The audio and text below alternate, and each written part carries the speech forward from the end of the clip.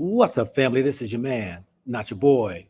Go Black to Africa. Peace and blessings to each and every one of you all as you all are coming in. Today right here is a very, let's say bittersweet because I have my dear brother from Dimona, Israel, who will be calling me here in a second and giving us what is actually going on there in Dimona, Israel, where they are. For you all who do not know about our Hebrew Israelite brothers and sisters who embarked upon the land that we know today of Israel, or as my brother would say, the northeastern tectonic plate of Africa, in 1969, they encountered or they entered into the land that we know today of Israel. And so they grew from 180 people to a vast number of over 5,000 people. Can you imagine 180 you all and you all produced over 5,000 people? Well, this is what they did and built community, have a lovely community of people where they have their own businesses, they have their own governmental bodies, they have their own culture, they have their own structure that they are living out their world's greatest dreams. Please go check out Dimona Israel on internet. They're all over the internet. I had a great opportunity to be there last year, or it was a year before last. Time goes by so fast, but I did many videos there. You can look in my YouTube home where you see the home videos and everything else, but click on the home, go down to Northeast Africa, the countries I visited, and you're going to see Israel. Click on there. There's many videos I've done. I've talked to the people there, show their celebrations because they have an annual anniversary each year. So you can know that there is brothers and sisters who actually left America in the 60s. And now at this, let's just say this time that we are living in now, we see there's a war going on, whether you would call it a war, a conflict that Israel is having again with Palestine. A war that's been going on for thousands, hundreds of years. But you're going to find that the brothers and sisters that are there are being affected by it, which I decided to reach out to my brother and let you all hear firsthand, those who are on the ground, what's going on, how is this affecting their community. I've met many of their children. I've met his children who serve in the military there for the Israel. One of the country's policies that they have that every child has to serve a certain time to whatever capacity it is serving their country. So we hope that he will call in here shortly, and then we can go get things started. Let me further go on and challenge each and every one of you all who have not been to Israel. When that day comes, when peace is again settled, the dust settles, and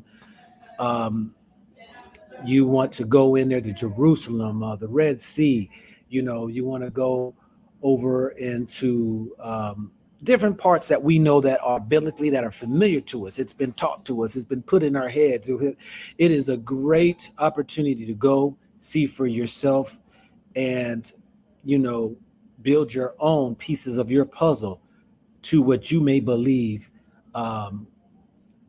what has been taught, preached to you. I like to say that, I had gained knowledge while I was there. I was able to see some things, associate some things within my research that I have done. I've watched and looked over some of the comments in the sections, and people have different views and different opinions of whether or not these our brothers and sisters there on the right path or whether they made the right decision. They've heard it all over the last 50 plus years. They've heard many of these comments that many people are saying about them, whether it's right, wrong, or indifferent. We all make decisions based upon what we believe. We are being guided by the Most High, or whether we ourselves make a decision, whether it's an internal voice we hear or whether it's on our own accord, we do make those decisions. And yet, nobody should have anything to say about it, really, when it comes to that. Unless it's those who are opposing who we are as a people, then we have a lot to say about, what goes on within our community. So, I am waiting for his call. Let me reach out to him currently right now to make sure that there's no technical difficulties, because they may be limited in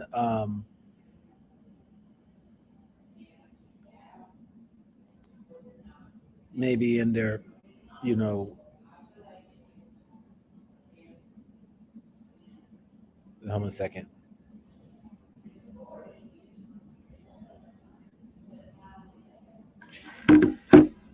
Yeah, so they may be limited a little bit, maybe in their Wi-Fi's and their internet connections and stuff like that.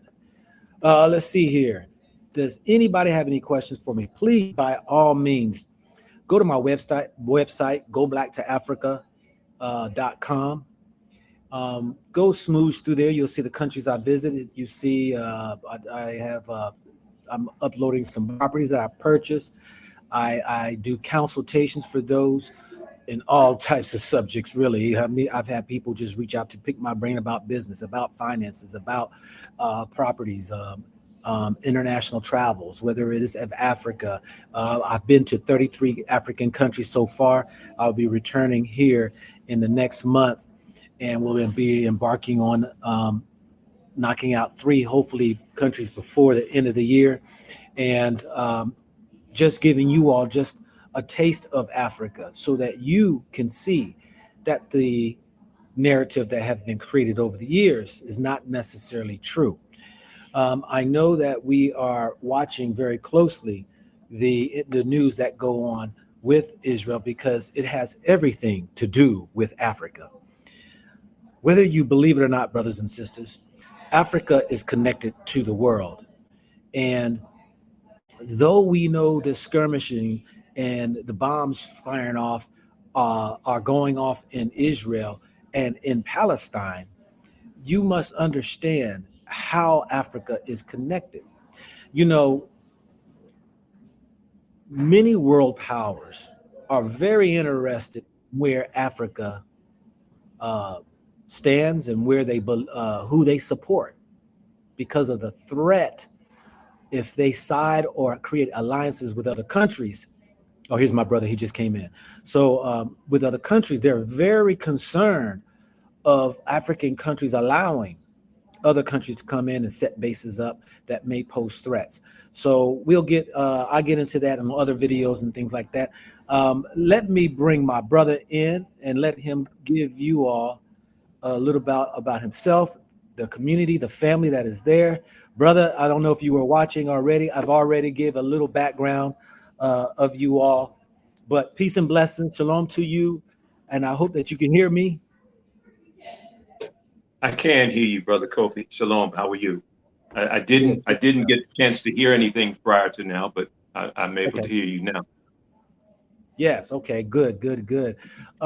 Before we get into what's how the community, the family is doing right now, there, uh, maybe you want to give us maybe some update of what's going on. Background that maybe we haven't heard lately about the community. Um, Many of TV stations and people around the world have come to visit you all. And is there anything you like to share with us first and foremost before we get into where we are today? Well, first, as always, I'd like to give all praises and honor to the Holy One of Israel, to His anointed, and that would include Ben Ami in this dispensation of time, who blessed us with the vision and following the vision that brought us into this land, this holy land of ours. And to all those that are in search of truth, justice, peace, mercy, love, and all those various attributes that are essential for us as a people in this day and time, I greet each and every one of you. Shalom. in the Hebrew tongue, peace be upon you. Um, it's a time of trouble, as the biblical uh, reference refers to it, as it refers to Jacob's time of trouble. Um, Jacob, of course, his name was changed to Israel for those who might not be biblically literate, but definitely an unprecedented time of trouble here in the land, here in the this region. And but as we go on, we're going to find out it's not just limited to this region, but we're glad for those who have reached out for us. Anyone who's come here to spend time with us and visit with us, you know, they would have to think their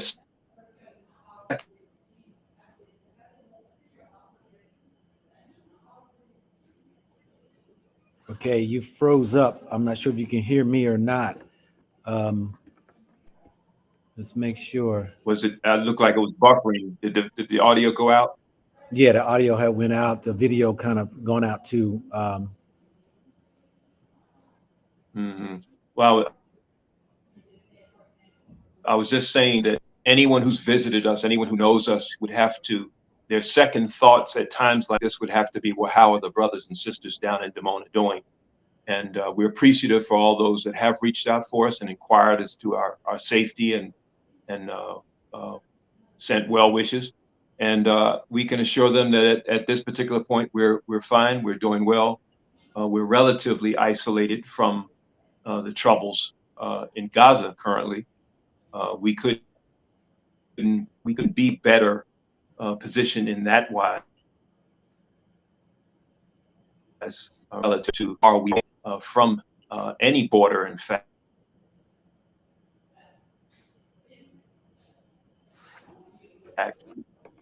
So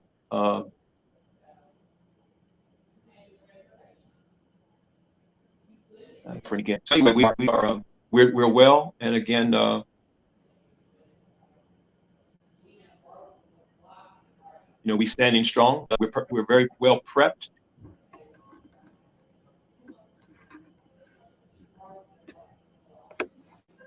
We see the last couple of decades. I'm not sure. I'm assuming when I see this buffering that I've dropped out. Now I can't even hear your There you go. audio. Yeah, yeah. I just turned my Oh, audio back on. We can hear you and see oh, you. Yeah. okay, all right. So we've had contingencies in place for the last couple of decades. We've been through this before. We went through this with the Gulf War in the early '90s, when Iraq was being targeted, and Iraq targeted Israel with their Scud missiles. Um, so we know how to prepare ourselves. But our greatest preparation, our greatest faith, is in our alignment with those spiritual principles that would keep uh, God on our side. So we're good. We're thankful for your prayers and thoughts, and you know, we can begin there. Okay. I know that definitely this is a very touchy subject when it comes to um, your children. I know there's people who've been asking, inquiring about your children who are part of the military, and some people don't understand the dynamics of how did that connection happen with your children affiliation with Israeli military. Could you please educate people on that? Sure. We we are Israelites, and as such, that's more than just a religious and spiritual. In fact, it's not religious at all for us, but it's more than a spiritual linking. It is a ancestral, historical linking to the people of the Bible and to this land, to the biblical lands. And so our our connection, this is our ancestral homeland, and being back here we find ourselves in a situation where we are indeed surrounded by different nations that would and have some which have actually said they would like to wipe Israel off of the map. So we don't feel good about that. And we didn't feel good when Saddam Hussein was shooting Scud missiles in the land. At that particular time, we didn't have status. We weren't able to actually fight and defend the land. But nevertheless, we have evolved to a point where that is a part and parcel of our existence here at this particular stage of our existence here. And we would not, we're peaceful, as you know, the village of peace. We're peaceful, but we're not pacifists. We would not, if someone's shooting at us, we would certainly seek to bear arms to defend ourselves. And so we are in that type of a situation here. And so our children have indeed served in the IDF, Israel Defense Forces, since that particular elevation or evolution of our presence here. Yeah, I know And that. I might add, Brother Kofi, just yourself, a military man. Many of the brothers and sisters that ended up in Iraq and Afghanistan had no clue what they were fighting for. At least we're fighting for, again, the defense of ancestral homeland, and that's just the reality. I think many don't understand that all citizens of Israel have to at least join in the military or some type of service for the country. Am I correct?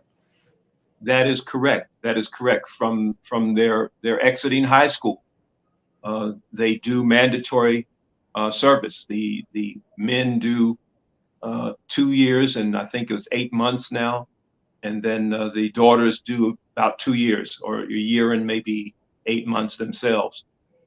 It is mandatory, at least some type of national service if there are conscientious objectors.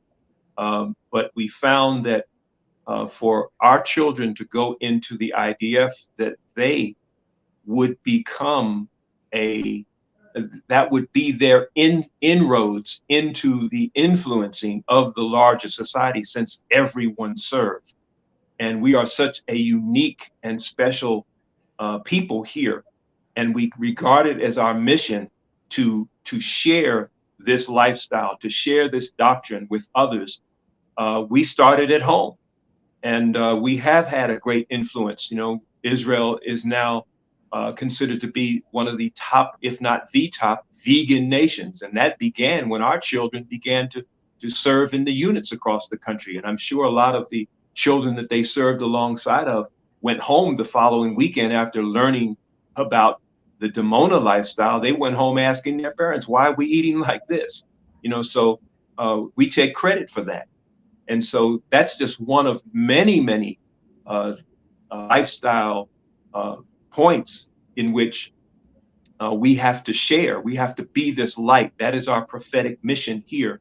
And we just started home. We are also across the world. We are across Africa, in many African nations as well, doing the same thing. But we have to start here at home. I would just add this, that we're looking at an unprecedented failure on the part of the state relative to what occurred, a week and a half ago, the incursions of the Hamas terrorists. But the country was reliant on their great technological prowess, their intelligence, their collaborators and informants and what have you. And how is it that such an unprecedented, chaotic, cataclysmic failure occurred? And in the times of our fathers, talking about the biblical fathers, the next day you would go into what they called sackcloth and ashes. In other words, you would have a real humble, remorseful, pensive and meditative kind of, what happened? What did we do? What went wrong? And that is how we would advise going forward from this point, and to inquire as to how could something like that happen. I know that many have floated the idea that this was some type of false flag event. and that's understood, especially in the era of a great what do you call it, conspiracy theories. It's plausible, but we would say that the hidden hand was the capital H, hidden, capital hand, hit hand. That that that hidden hand is the Holy Father's hand that blinded them, that took out their technological edge, and that caused this to happen in order to be what it is. It's a wake up call. Now, what people choose to do once they get up out of their beds and respond, that's a different story. And that's where we feel that we need to make our voices heard at this particular point, so that we're led, that the world is not led into the cataclysmic events that uh, may may not be unavoidable. They could well be unavoidable when you look at it from a prophetic angle.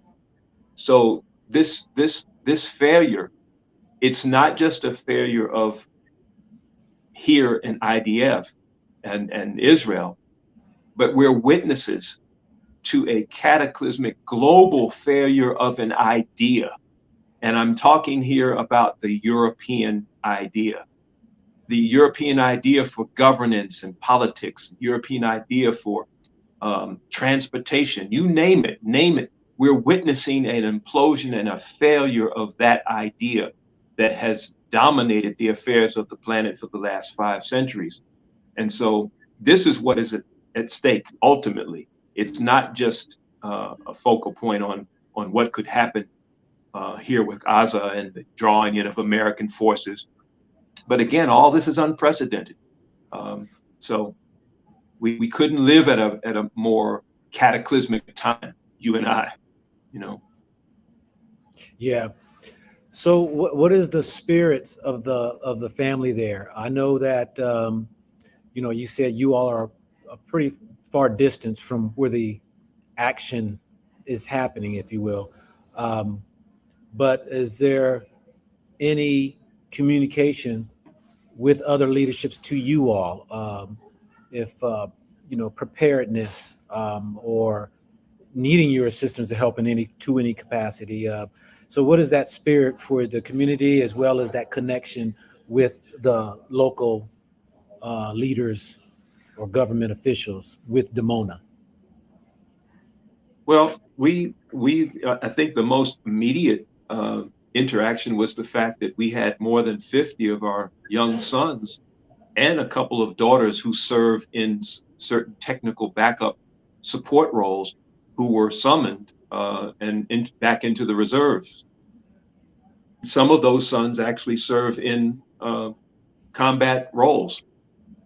And I have one son that's in. He's a mechanic. He services the trucks and APCs. Um,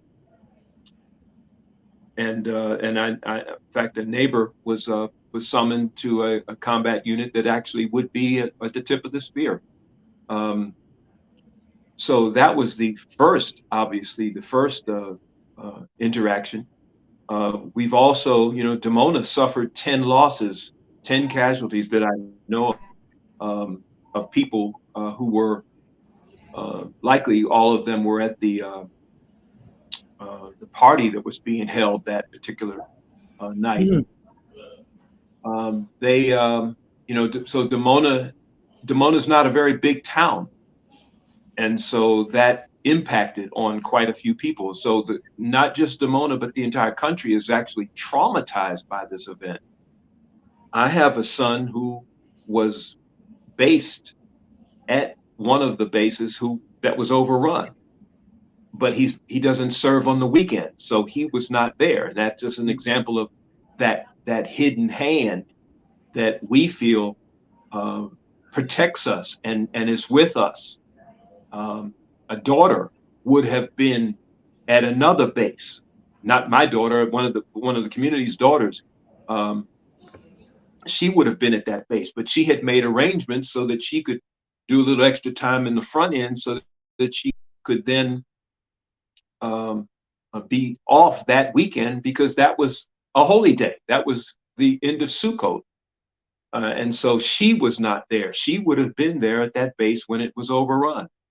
And so we have testimonies like this, and we consider our alignment with the principles and uh, with righteousness, righteous principles, certain basic moral fundamental things that protect us and guide us and govern uh, these cycles and are there to be that shield when we need it. So, we've also an outpouring of the different services that we offer in terms of uh, meditation. One of the things that we, was made mandatory for the community by our spiritual leader years ago was that every adult had to have a full body massage. Well, that was to minimize and alleviate stress, and we were talking about stress on an average lifestyle. But now, in a wartime situation, you can just imagine the impact on people. So we bring a certain type of soothing and calming effect. That we have an aura of confidence, not of a braggadocious, um, carefree situation. We're concerned, but we're not afraid. And sometimes we can be that factor to say, "Hey, relax, sit down, tune out," um, and and you can focus on the threat, the real threat. And then, if the world could get to the point where they realize that the threat was not these individuals from Hamas, it's as we would say a few years back, 10,000 men. The vast majority of them would be white men. 10,000 men on this planet, and making the calls that are sending. I mean, Ukraine.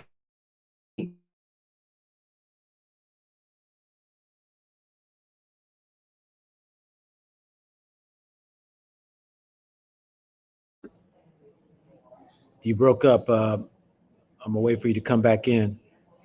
Family, can y'all hear me good, or is it on his end? Y'all can hear him and not hear me. I'm still buffering. I'm back. Okay. I'm Yeah, I back. hear you now. You buffered at 10,000 men, and you kind of broke up from there. A buffer. At what point? 10,000 men. Oh, okay. That was quite a bit. 10,000 men are pulling the shots, pulling the strings that sending hundreds of thousands of men to their deaths. 10 million, the great military industrial complex, are what, who've led to the deaths of 500,000 people in Ukraine, Russians rather, and Ukrainian citizens. Um, and there's no end in sight. And unfortunately, the only end in sight in the Ukraine conflict and in the current conflict in Gaza, the only end in sight would lead you to nuclear catastrophe, because there's no way that either of those conflicts can be won by any party. There's no way that Israeli ground troops can strike a victory in terms of actually eliminating Hamas.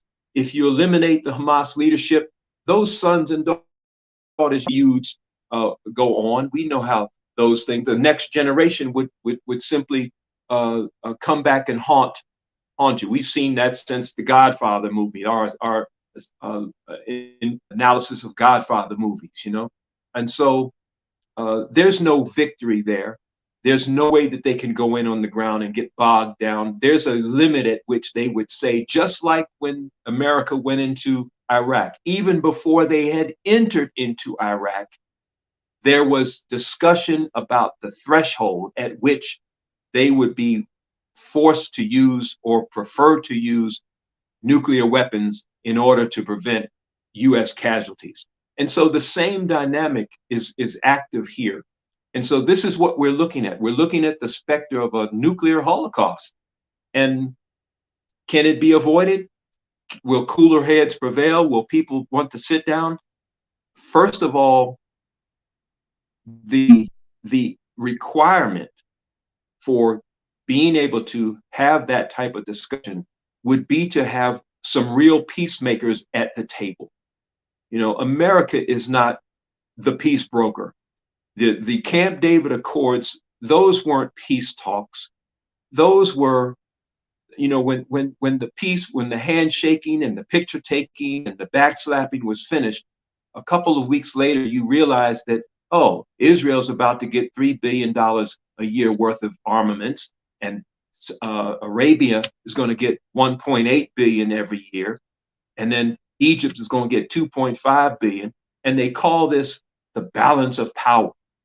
If you and I, Kofi, witness a brother and two brothers fighting, we're not going to go in and take the brother's club and give him a Uzi. We're not going to take the other brother's knife and give him a cannon. We're going to say, hey, give me that. Go stand in the corner. And we're gonna investigate what was the source, what was the reason, what were the fundamental causes of the conflict. That's how you come in as a peacemaker. You know, so this is, we will have to be at the table.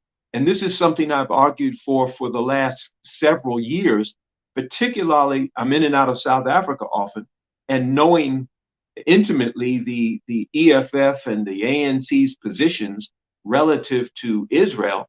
And my argument was always, no, don't put Israel out, you know, leave them in. They want to be part, they want to be an observer at the African Union. Let them be an observer. That gives you leverage, that gives you influence. You can't have peace talks if you're not able to talk to somebody, you know, and have influence. They want it in. Let them in. That's power in your hands. But there's an aspect of this land that is not understood by the vast majority of Africa or African Americans or most of the world. And that is the fact that this is Africa.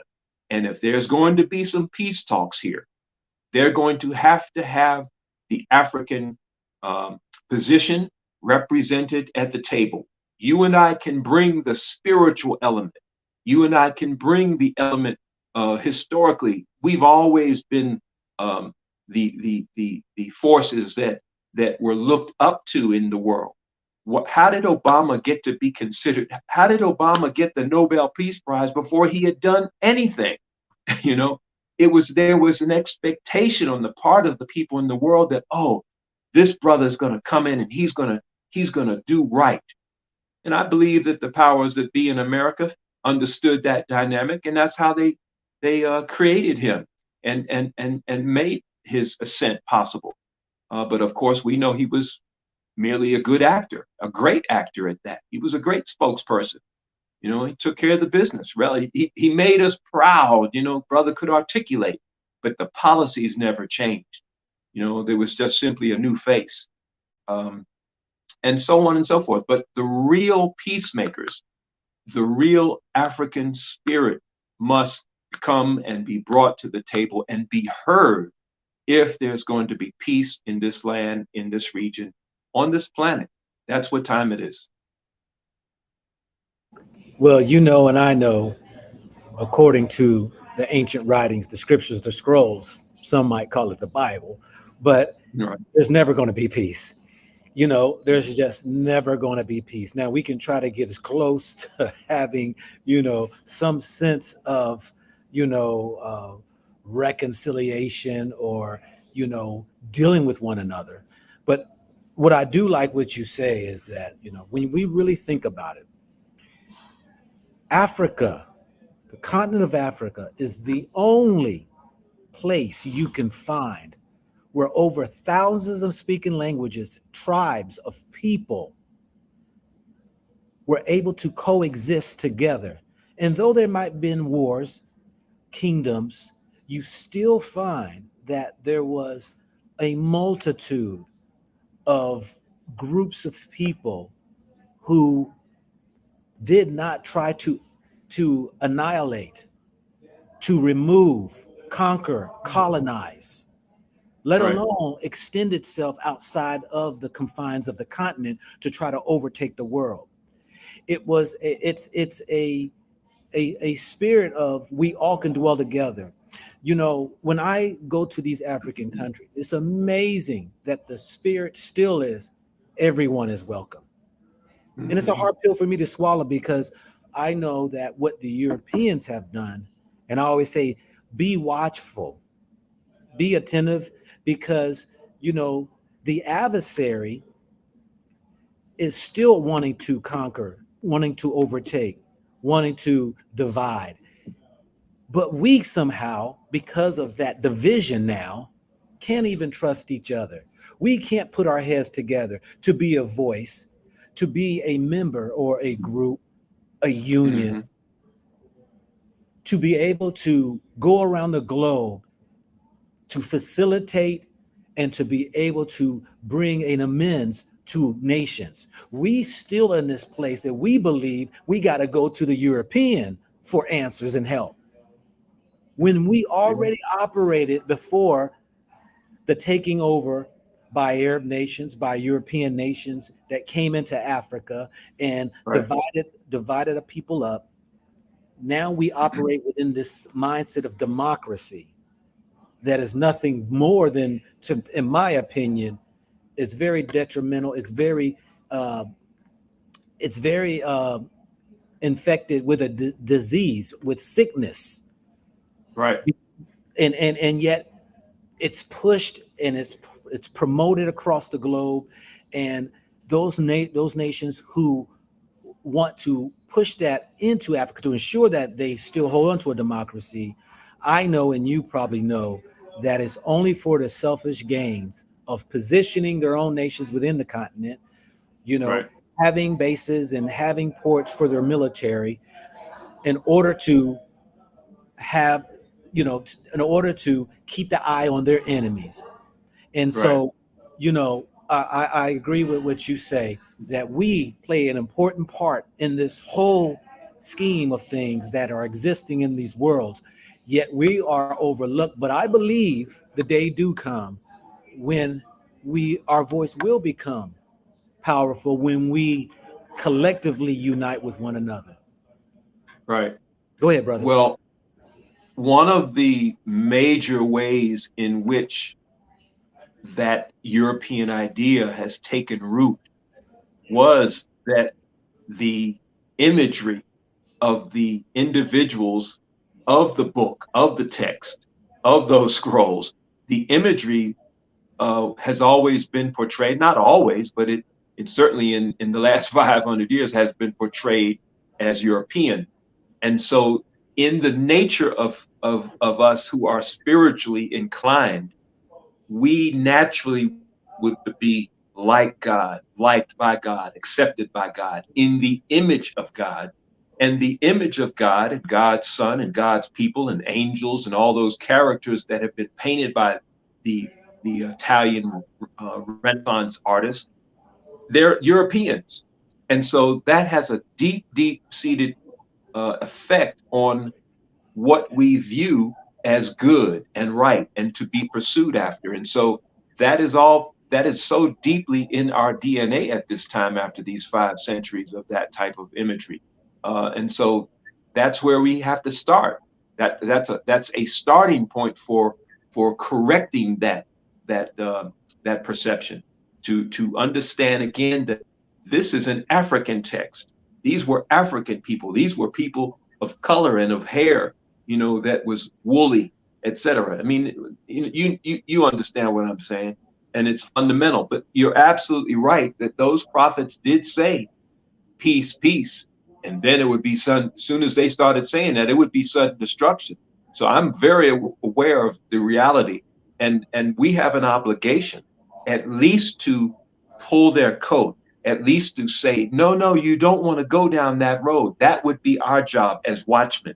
The watchmen must warn the people, and if they hear and forbear, that's their business. That's between them and the creator, but this is this, and we hear a lot about they shall beat their swords into plowshares and their spears into pruning hooks. Well, that is something that's not for them. They're not getting ready to take an M60 tank and make it a tractor. They're not going to take an F-35 and make it a crop duster. That's a message to you and I as Africans who have allowed those foreign doctrines, who've allowed those religious divisions, who've allowed the borders that were imposed on Africa to divide and conquer. That's a message for us to come and reason together so that we can plot a way out of the mess that we've been put in. And so, for us, for them rather, it says no, they're going to beat their plowshares into spears. It's the other way around. And there's two different prophecies that say that. But the one that pertains to us as Africans is the one where we do indeed make peace and we don't beat each other up, that we will take those doctrines and those differences and divisions, and we will begin to feed our people the essence of what they need in order to sustain themselves on this planet.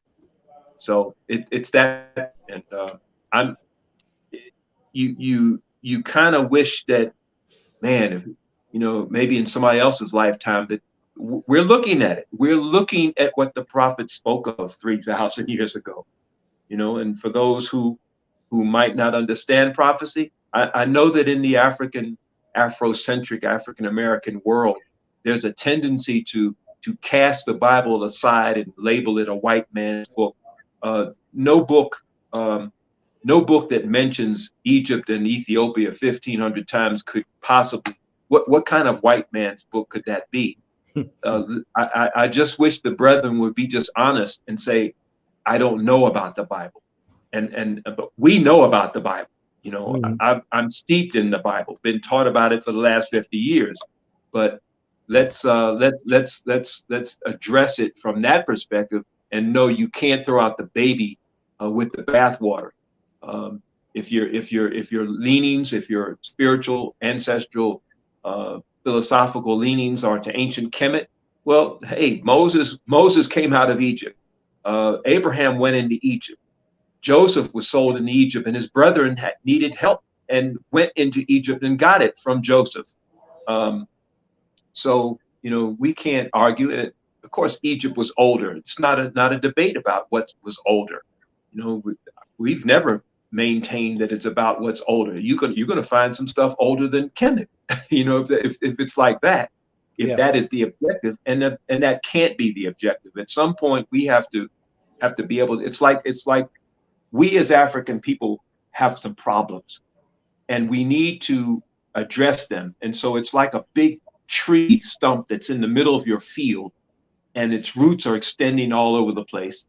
At a certain point, you mark out your field, you chop up the root, and you could, if you want, pull those roots into the next county.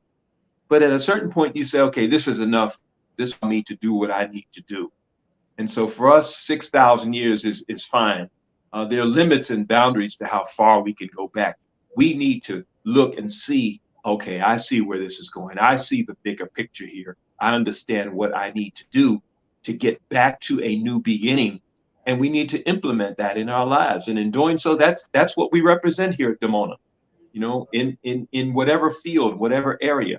And so this light, and that, by the way, that is the prophetic mandate of Israel. Israel was to be a light unto the nations. And so that light has to be shining in the realm of transportation. Everybody can't have a private automobile just because they think they can afford it. We can't afford that. A car is a nice means of transport, but it's foolish for everyone to have a car, and we just have to make the whole world a parking lot. That's not intelligent. Agriculture, you can't put poison into the soil and think that it's not going to affect you. It's going to come back and haunt you, and on and on. Governance, like you said about democracy. The democratic model was what, ancient Greece? I think it was something like 5% of the Greek not citizenry, but the 5% of the Greek population were citizens and therefore entitled to vote. Where did this idea become a model for global governance? It's foolish.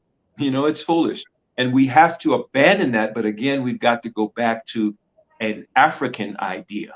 This is not a racist argument. It's just being real. That it is the European idea that has brought the planet to the brink of destruction. It just so happens to come out of Europe. And we have to be frank about that. And it's Mhm. time for them to sit down. If they don't sit down willingly of their own realizations that they are the problem on the planet, then our Father will have to sit them down. And that's what we're witnessing. And that's what we're witnessing. And I appreciate the information that you've provided.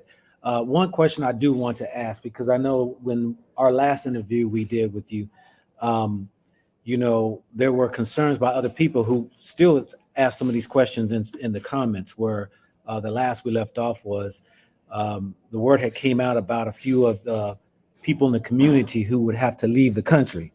Was there any resolve in that? Is that still up in the air, or where do we stand with that? I'm glad we got to that, Brother Kofi, because it ties directly to the situation. 50 years ago, and in fact to the day of the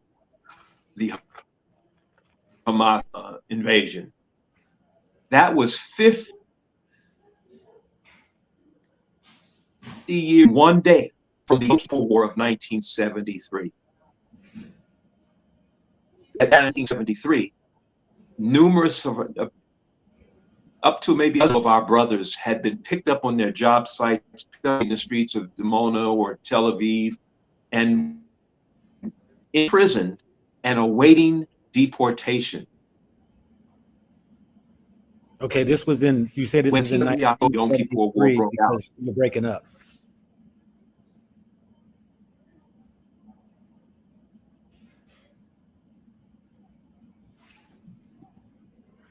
Okay, I'm back. Okay, you're back. You're back. So at the outbreak of the October 73 Yom Kippur War, numerous of our brothers were locked up in prison and awaiting deportation. And when it broke out, guards at the prison came to the cell of the brothers and told them, "You're the reason why this war broke out." More specifically, the way that we are treating you is the reason that this war broke out. There are people in this land who know who we are, who understand the connection, and who understand righteous principles. And so you look up, and 50 years later, plus one day, another surprise attack. This one put the October War to shame in terms of the failures. And so it's coincidence.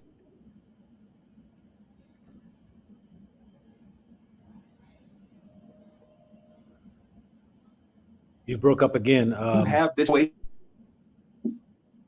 Yeah. Okay, you're Is back. is it coincidence or happenstance that 50 years and a day later that we have the same dynamic, that we have families here who were under threat of deportation?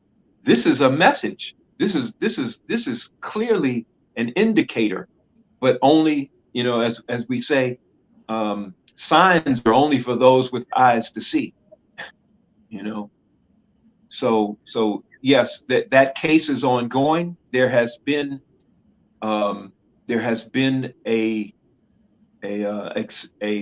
victory in this, that 7 of the families were granted temporary residence, which is the same uh, process by which the remainder of us went through, 30 years ago now, to get our status.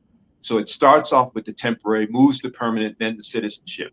And so there has been a partial victory, but still there remains possibly 100 brothers and sisters who are under that threat.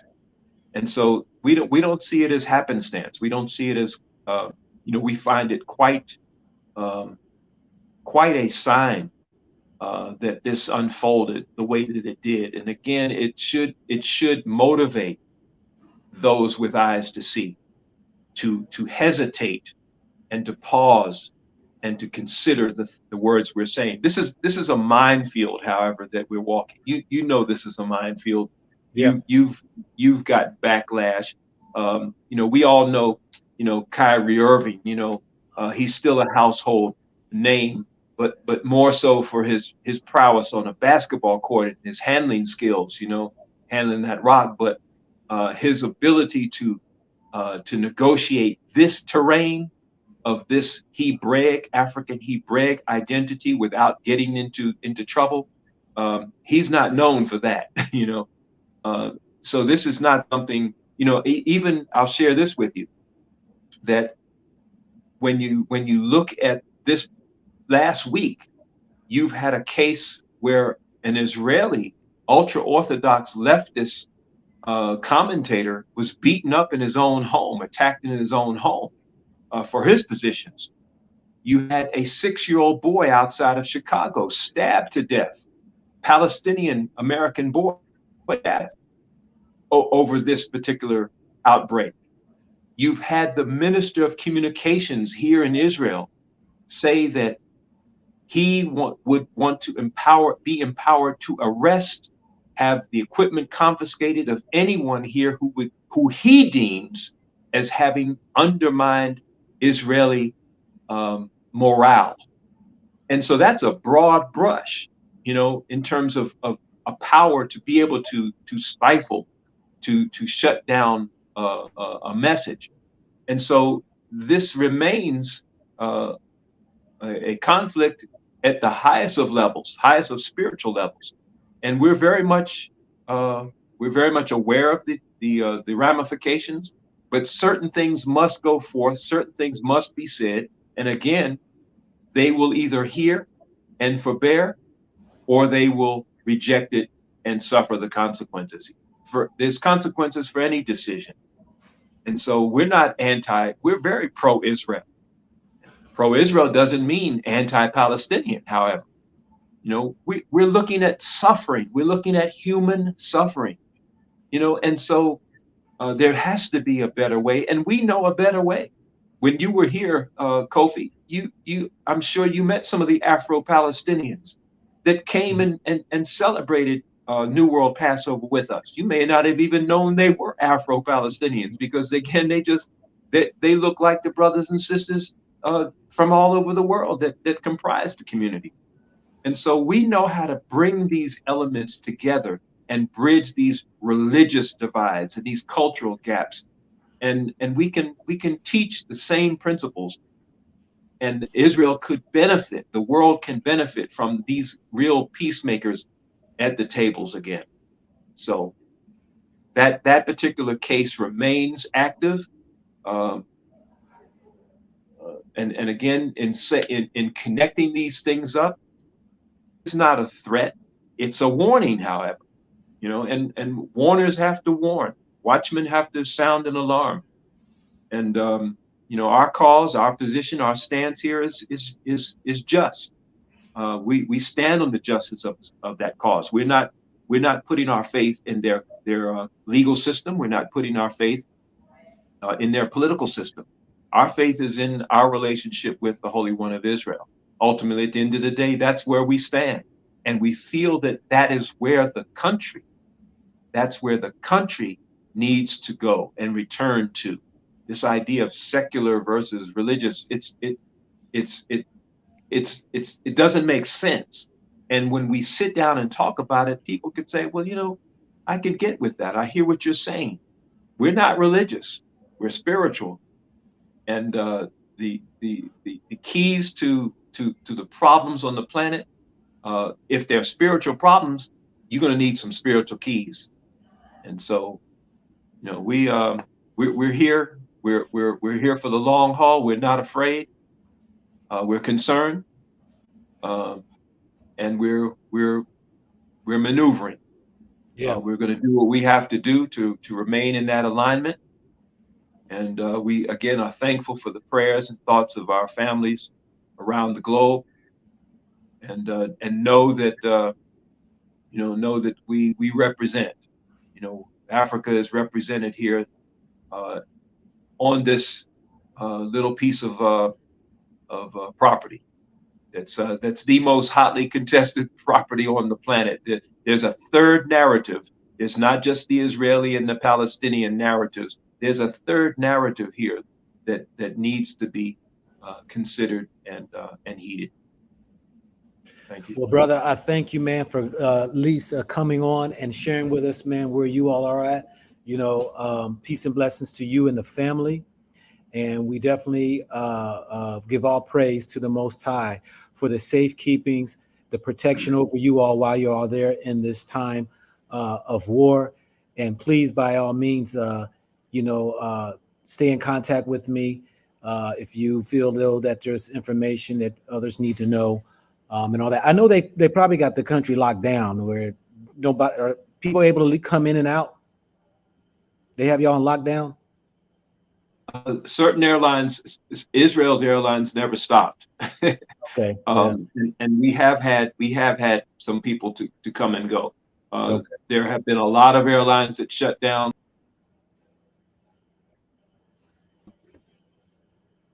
There's been rumors of the airport shutting down, but no, we could. And if push come to shove, people just cross over into Jordan, and fly in and out that way. Okay. Yeah. Okay. How can people reach out to you, those who are interested in supporting you all, or just getting information about the community? Where can they go? Kingdomofyah.com. Kingdom of Yah, YAH.com. Uh, we do have a website there, and I do believe also Village of Peace. I'll send you the information. I'll post it when you post this. We'll get it to you. Okay. Yeah. All right, my brother. Yes. Please send my love to the family. And most definitely, as we say when I was in the military, keep your head down, but keep your eyes up to the Lord. So, hey, you know, For uh, sure. For yes, sure. definitely. All right, brother. You take care. Toda. Likewise. All right. Likewise. Okay. Bye. Shalom. Shalom. So, family, hey, we got to hear from our brother there at hand, firsthand, on the ground there in Israel. For those who came in, please rewind or go back and watch the video. The beautiful family of Dimona, Israel.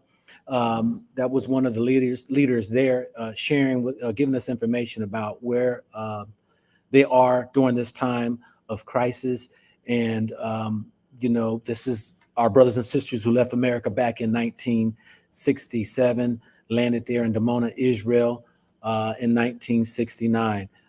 So please uplift them in your prayers to the Most High, as well as, I will put in the description for those who want to find more out about them, who wants to do tours, whatever. I tell you, your life will never be the same. It was a life-changing experience for me just to see how we as Black people can carry a community that is upright, upstanding, have the laws of the Most High, have children who act like children, who shows respect and reverence to their elders, who elders respect the youth, who have businesses, who have organic farming, who have all of these things that we claim we want, yet they have been living this experience since 1969. So if you are interested in, they do tours that you can go to their websites. I'll put in the description and all that there. Please look out for my video because I'm doing a video that I'll be releasing here in the 1 minute. Amar Stoudemire, who actually was given a citizenship in Israel by the Israelis, and yet he bashed the Black community for not supporting Israel. I had some interesting things to say about that, as well as showing that there is no hands that are clean on this earth. Everyone's hands have blood on them. And I wanted to show him and others who think that Israel is being picked on or who have suffered through horrendous Holocaust and devastation, which they have, they also played a part in our Holocaust. And I put that out in the video, which I will be releasing as soon as I get off of here. But yeah, peace and blessings to each and every one of you all. Thank you for coming in. Like, subscribe, share the video with others, which is most importantly. And until then, this is your man, not your boy.